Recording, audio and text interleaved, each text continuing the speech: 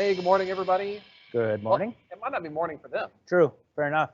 Good time of day. Good splat. Good whatever. Yep. Star. Star. Yeah. Asterisk. Yep. Yeah. Welcome to Azure Flash News. Absolutely. This is episode 83. Yep. And actually, the date, at least when we're recording 17th. it, is the 17th of January. Yeah. Which is excellent. It's a wonderful day. I know, right? And well, we're about to get like a ton of snow. Well, we think. Rumor has it. It sounds like the way that everybody makes it out to be. It's going to be a ton, but I think it's going to be like 6 inches. Yeah, 6 to 9. A little more. Yeah. Yeah. It'll be interesting. Yeah, we'll see. So anyway, well, I just wanted to repeat. This is a repeat from last time, but I wanted to just emphasize a little bit. Yes. Congratulations to us. Right. Rick, I'm just going to give Rick a pat I know, on the back right? here. Right.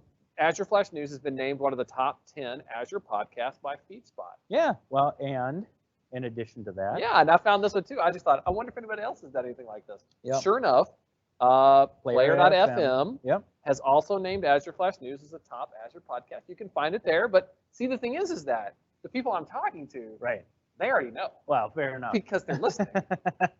So true that. anyway, all right. Yep. So anyway, No, that's cool. Good That's for them. very cool. Good for them. Good for Good us, for us. right? That's us we're talking about. And Emily, Yes. and the MTC, and all the people that help us produce the Yeah, show. absolutely. So we're really glad. That's really awesome. Yep. Okay. So what do we have today, Rick? Well, we've got some good stuff. We've got an announcement around some compliance for a benchmark specifically. We've got a new certification. A security benchmark. Yep, security benchmark. We have a new certification around privacy. There is some, I call it in-a-box capabilities that we're talking about in the retail space. And last but not least, definitely not least, an end and a new beginning, the all at the same time. Kind of like Star Wars. Yeah, the end of Star Wars, which maybe is a good thing. Well, I mean, no, I'm not trying to offend anybody out there because my daughter, we have big Star Wars fans here, but then sometimes I'm like Windows Server, I'm ready to turn the page. I understand. That's okay. Okay. Yeah, absolutely. So we're going to do that today. We're going to turn the page. Absolutely. So, okay. Before we turn that page, though, let's start with a new Azure blueprint for the CIS benchmark. Yes, and there's actually a lot in there. Yes, so first of all, there's Azure blueprints, which people may or may not know about. Then there's also the CIS benchmark, which people may or may not know about. So I was thinking we could start with CIS benchmarks. Yeah. So the CIS benchmark. So CIS is a nonprofit organization that basically provides standards around compliance for certain criteria. Right? Yeah. So security, privacy, lots of stuff actually. Yeah, hardening. Mostly, I believe the CIS benchmarks are around. They're basically controls that you can prove that you are in compliance with these certain cyber defense standards. Yeah, and the standards are out there in general, and then there are like additional working groups around providing prescriptive guidance on how to meet them for each cloud. So in other words, there is a CIS benchmark for Azure. Specifically, Right. So the working group actually comes out with very prescriptive advice on how to set up Azure to meet the CIS benchmark. Yeah. And so that's published, very well published and ongoing. They're working on the next CIS benchmarks for Azure. It's definitely an evolutionary not work in progress, but a living, evolving thing. Yes, and you can see here that as I scroll, in case you're watching on the video, that there's stuff around identity, security center, storage accounts, database. Anyway, there's a list, and the list continues to get longer, like app service. App service, That's actually kind of new. I don't recall seeing that before. No. So anyway, so that's the CIS benchmarks. Yep. So that's the CIS part. Azure blueprints. Yeah. So the blueprints, basically, as the name implies, is literally a layout or a blueprint of a deployment model. So. You take an Azure blueprint and you can apply policies and you can do different things with the blueprint, and basically you add artifacts to that. And what that does is ARM templates, absolutely. So what that does is then you can apply a blueprint, say, to a subscription or to a resource group, or but in effect what that does is it says this is the pattern that has to be followed. So it may deploy certain network capabilities with NSGs that have certain rules in them, that have certain RBAC controls, that have certain, it may enforce the need for an app gateway, for example, as part of your infrastructure or your solution. And the cool thing about that is only the person who applies the benchmark can basically revoke it. I'm sorry, blueprint can revoke it. So you may be the owner of a subscription, for example, but unless you were the provisioner of the benchmark, you can't deprovision it. And what it does is it keeps blueprint. Oh gosh, I keep saying that. Ugh.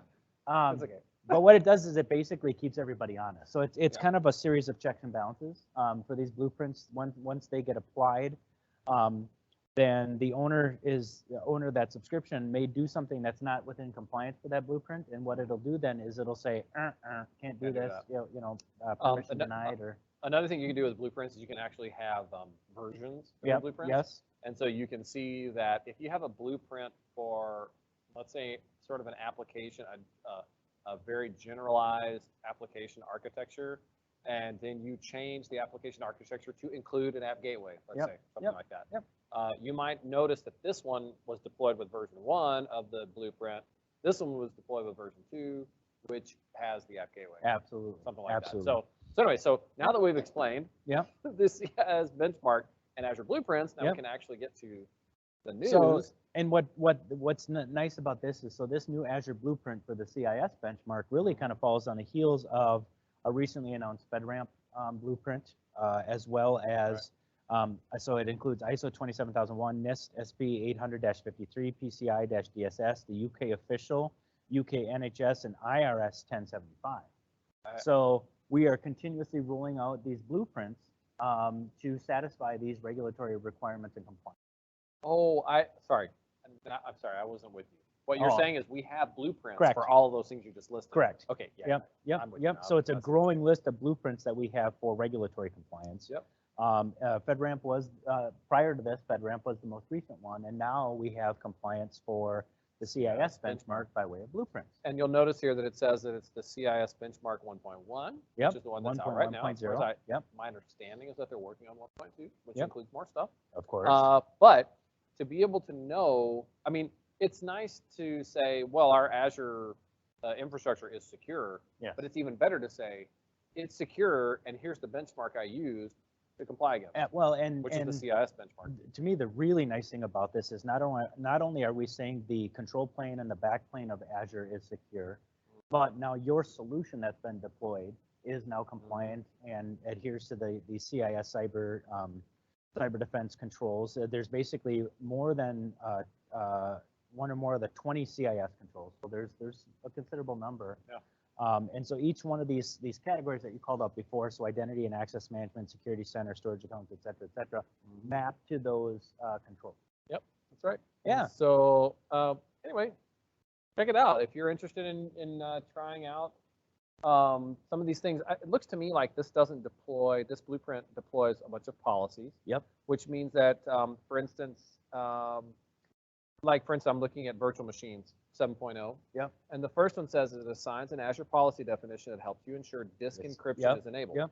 So in other words, it doesn't deploy VMs with disk encryption enabled. Correct. It deploys a policy that Policy. says Yep. you have to have an encrypted disk. Yep, absolutely. And that's the nice thing about this is, these essentially, this could be comprised of nothing but policies. Yeah. So for example, you may still have an empty subscription, but with the blueprint applied, you may only be able to provision certain SKUs of VMs, for example, or you may only be able to provision, so you can do both, which is really kind of slick in that you can actually be very prescriptive or very opinionated on what your infrastructure should look like, or you can be very prescriptive on the types of resources. So Yeah. it gives you flexibility, which is pretty slick. That's right. Yeah. So it's guardrails. We always talk Yeah, about guardrails. exactly. It's guardrails, not actual infrastructure that's deployed here. But because- you can. But, well, yeah, you could, but this specific blueprint Exactly. is deploying the guardrails. Correct. So that when you deploy your infrastructure, it conforms under all of these different policies that are listed here in this article. Yep. Yeah. Very cool. No, it's very cool. It's super, super helpful, especially if you don't have a ton of resources with, I'm just going to stand around and I'm just going to go check and make sure we're compliant. Yeah. This ensures you have to stay in compliance because there's no Exactly. way to deploy something against these policies. Yeah, that Anyway. violates the policy. Absolutely. Yeah. Cool. So More privacy, more security. absolutely. In that same vein, Azure is now certified for ISO IEC 27701, which is a privacy standard. Yep. So what's interesting about this one is the privacy standard it's the Privacy Information Management System, or PIMS. Okay, so that certification basically says that Azure gives you a set of management and operational controls to help your organization stay in compliance with privacy laws and regulations. Yep. Okay, so Yep. that doesn't mean a particular or specific. I mean, in this particular case, it's certified for this ISO IEC 27701. Yep. But you can also use it for things like GDPR, for the Yep. is it CCPA, the California Consumer Privacy Act. And what's interesting is what we've done is we've given you the capability to essentially, as a instead of just saying GDPR is only going to apply to the EU, like EU model clauses, for example. What we've done is we've said, well, let's make all of Azure GDPR compliant. Yeah. Right? Right. Or let's make all of Azure CCPA compliant. Yeah. So we've taken these standards and we've actually used them as a bar, right, to say, this is what we're going to strive for. We want to be secure. We want to be compliant. We want to be private. We want to be, best of practice in regards to all these different compliance and controls. And and it doesn't make any sense to do it just one place. Yep. Right? Because now you've got one-offs. Yeah, and I think that's happening some in the U.S. too now with CCPA. Oh, with absolutely. The California privacy. Yep. It is. Yep. California Consumer Privacy Act. Thank you very much, Rick, the acronym guy. But anyway, so it's like, why not apply CCPA everywhere? Exactly. Because it could actually, and the other thing is it could it doesn't hurt. It doesn't hurt, and it could become federal law at Mhm. some point. So Absolutely. So anyway, the net here is that you now know, as far as ISO IEC 27701 or PIMS, that you can deploy those kinds of solutions on Azure because we can provide you not only the audit that says that we can provide it, but we also provide you the management and control so that you can implement it to be compliant. Absolutely. Awesome. Which is exciting. I mean, again, the whole goal of all this is to focus on adding value. Right. And if you're doing this stuff, yeah, there's value add, of course, but this is more operational exercise, muscle that you're, instead of feature functionality that's going to differentiate you from somebody else or allow you to innovate or disrupt or, do some of those other things. So let us take care of this. Let us give you these tools so that you can do it in a very non-invasive way and let you stay productive and get out ahead of the competition. Yeah. Yeah. That's great. Super cool. A lot of times what we try to do with Azure Flash News is we target industries and or industry segments that we see a lot of in the Midwest. Right? Yep. It's just that's where we live. That's the genesis of our careers have been, or for me has been in the Midwest. So in this particular case, this next one is interesting. So the retailers embrace Azure IoT Central. Yep. Okay. It doesn't seem like retailers IoT, right? It doesn't really, but we probably ought to at least briefly mention what IoT Central is. Absolutely. So IoT Central basically, for lack of a better word, I'll say it's a mashup of capabilities or a suite it's of kind of a capabilities. finished. It's not. It kind of is a software as a service. Yeah, it's in a box. Yeah, it's right? in a box. It's a very deployable multi-tenant solution where you can say, I want an instance of IoT Central, and I want it to be kind of configured to these certain scenarios. But it's kind of a finished way. If you have devices and you want to connect and start flowing that data in, IoT Central is kind of a generalized, customizable way for you to get those devices connected and get that data flowing in. I like to think of it as like a Lego kit. Yeah. So when you buy the kit, it's got the instructions on how to build a particular model. But at the same time, you can extend it. You can add it onto other kits. You can do a bunch of different things with it to make it kind of your own thing, right? So within the retail space, we have some new tools for accelerating building a retail to IoT solution. Okay, so a retail IoT solution, it is definitely compartmentalized into some obvious solution areas, right, or templates. So you've got logistics, you've got distribution, you've got in-store analytics, right? So temperature maybe in for example, in a cooler or something like that. You've got inventory management, and then you've got micro fulfillment center, which is interesting. Micro fulfillment center. So, you might not think about it, but from an IoT point of view, there is actually a lot retailers can do with IoT, with like supply chain, understanding where their products are in the supply chain, but also like looking on the shelves to see what's on the shelves. Exactly. There's actually a lot that retailers can do around IoT. Yes, and I would implore, as a retailer, if you're not doing this today, please keep your shelves stocked. Please keep your product. There's nothing I hate more than going, especially, you'll go to a store and you pick up a new favorite. Like, oh gosh, I love this particular barbecue sauce, or I love this particular, whatever it is. And then the next time you go to buy it and they don't have it. Very You want to frustrating. make an enemy Don't real don't fast. don't make Rick frustrated. He gets very grouchy. Think Edith Bunker It's or all Archie Bunker. Meathead. I mean, you look like Archie. No. I feel a little bit like Archie. Yeah, but No, it's not. I mean, customer satisfaction, customer experience. This drives, and quite frankly, if I've got a positive experience and they've got what I want, when I want it, how I want it, I'm gonna be a loyal customer. well, and I think that from an IoT point of view, if you take it kind of like not into the present of like what's on my shelves, Right. but if we take it into the future and say things like, how do we enable checkoutless retail scenarios? That's what this takes us So to at some that is point. most definitely IoT. Yeah. You decrement it off the shelf. You check inventory. You check this. Yeah. You monitor it as it makes its way through the store associated to your virtual shopping cart. Yeah, and that's Absolutely. all IoT sensors and stuff. So Yeah. just be aware, those of you out there in the audience, if you're not doing these things, I promise you there are retailers that are doing it. Oh yeah. And so you just need to We be know for a aware that fact. this is we know for a fact. This is where retail is going. Is very customer focused centric. Yep. Making sure that the customers get what they want when they want it and walk out of the store with it. Now, I want to draw a distinction, if I might, though. Checkout list is different than cashier list. Okay. My wife, and I'm not bagging on Target because I go to Home Depot, I go to Target, I go to a couple of these different places. Yeah. And there's these lines where I'm supposed to go scan my own stuff, and I see. My wife always says, "Why do I want to scan my own? I don't work here. Yeah, I don't get paid to bag groceries. I don't get paid to check myself out. Why would I want to do that?" Right. So when we say cashier list, to your point, what That's we're talking about is you put stuff in. Well, yeah, correct. That's self-checkout. When we talk about checkout list, that's where That's put where it in your we wanna bag be. and you walk out And the door. walk out, exactly. Yeah, right. So I think sometimes those two get conflated, That's a good point. and we have to be careful because I'm an anti-cashier list person. I'll be completely honest with you. Yeah. It drives me nuts.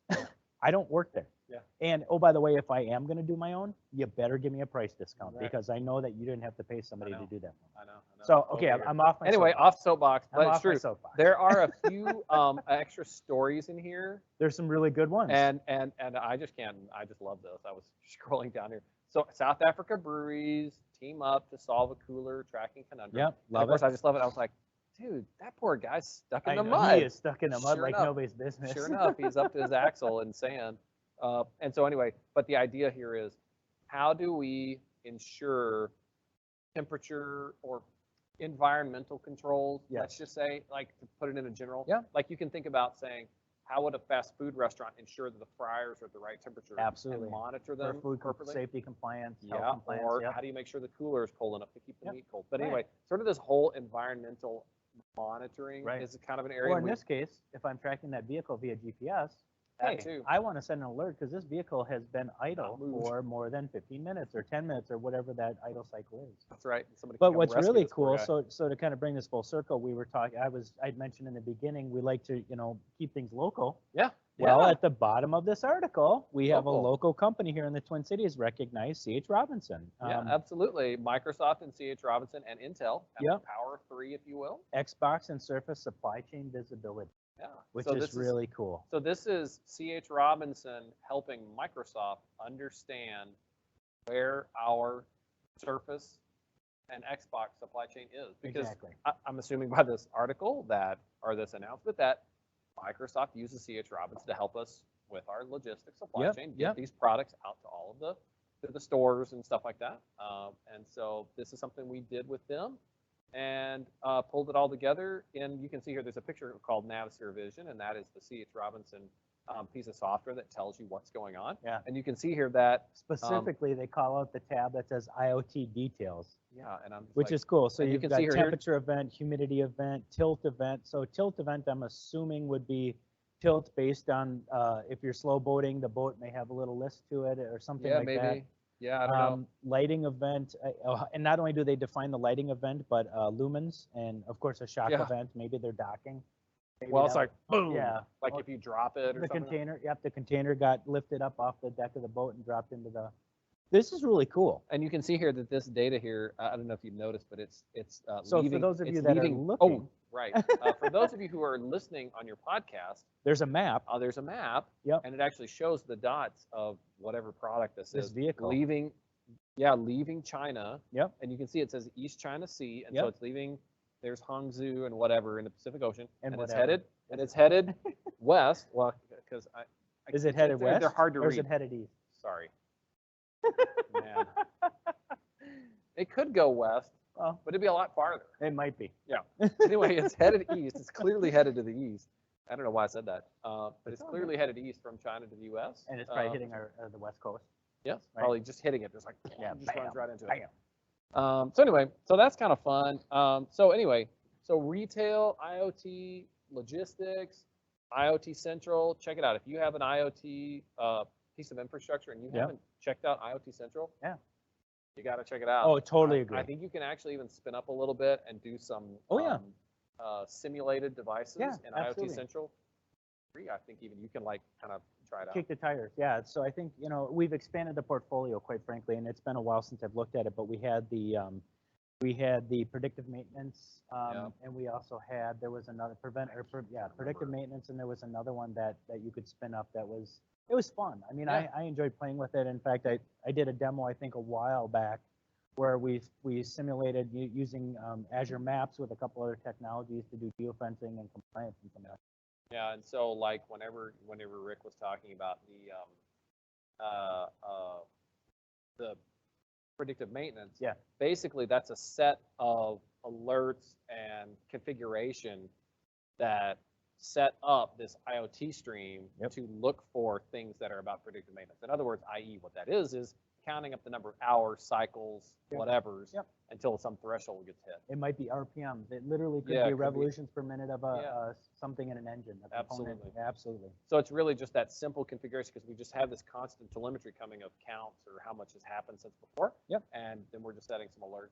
So whenever you kind of start to simplify what those things are, they look a lot alike. And IoT Central is a place where we're trying to provide you with a way to come and say, I want some IoT Central. Yep.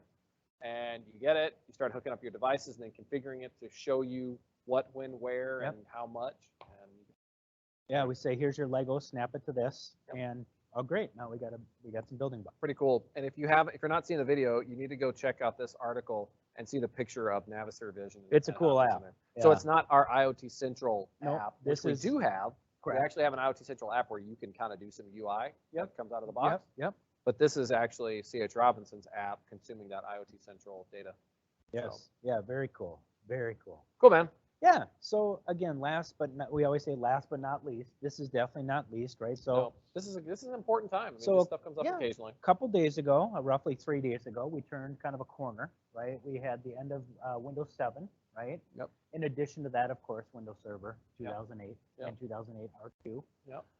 So The end of support for those. there, and that was a big release. When you think It about was. 2008, right? There was the virtualization upgrades with 32 and 64-bit. Yeah. There was a lot of things that happened in that particular version of the server that was really impactful. I've been thinking that we went 2003 to 2008. We did. Right? So Correct. it's a 5-year gap. Yep. And so And there's a that's big. big push for people to get onto 2008. So I think there was a lot of 2008 and 2008 Yep, R2 absolutely. deployed. So, and of course, our customers using it, leveraging it, exploiting it. Of course, we thank you for being a trusted technology partner with us in that journey and leveraging our capabilities. But we have come to an end of an era, right? So we're turning a new chapter in Windows Server innovation. We're moving forward. We're on Windows Server 19. Oh yeah, now 19. I mean 9. Yeah. Now, So. 19, yeah. So obviously this is very old, and by cloud standards, it is Ancient.